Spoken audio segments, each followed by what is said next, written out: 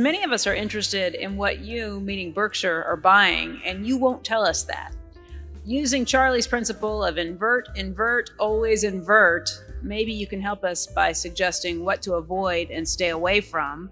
Specifically, what in the investment world today strikes you as folly, fad, unsustainable, crazy, or dumb? A lot.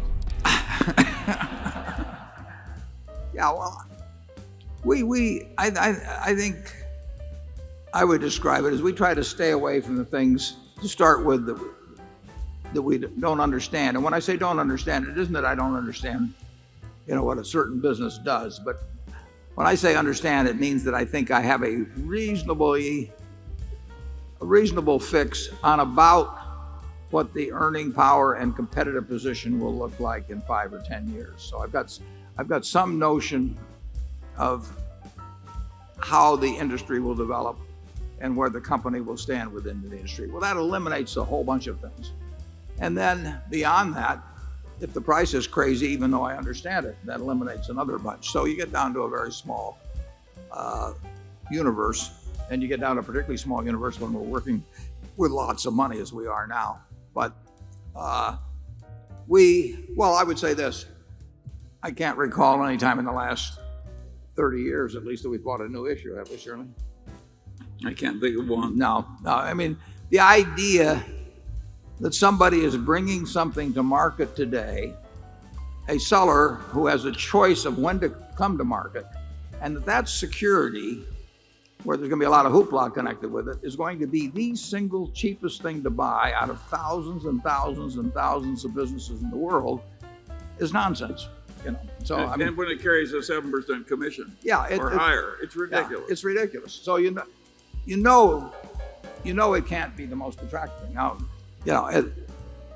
but people get excited about what's coming and all that sort of thing. But I will guarantee you that if you have thousands of opportunities among stocks all over the world, and most of them are not being promoted or being sold with special commissions in them or something else, and then some other security is coming to market that day, when the seller picks the time to bring it, as opposed to just this auction market operating otherwise, it just doesn't make any sense to spend 5 seconds thinking about new issues. So we don't think about them.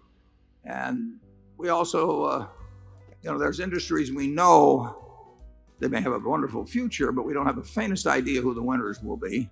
So we don't think about those either. So there's a whole lot of things we don't think about. And Charlie and I have a number of filters that things have to get through very quickly before we're willing to think about them. And sometimes we're thought of as rude. Probably Charlie's thought of that way a little more often than I am.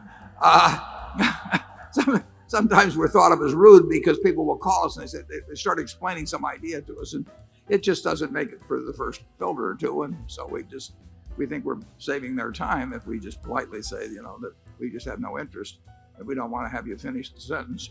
But we do that, don't we? Yeah.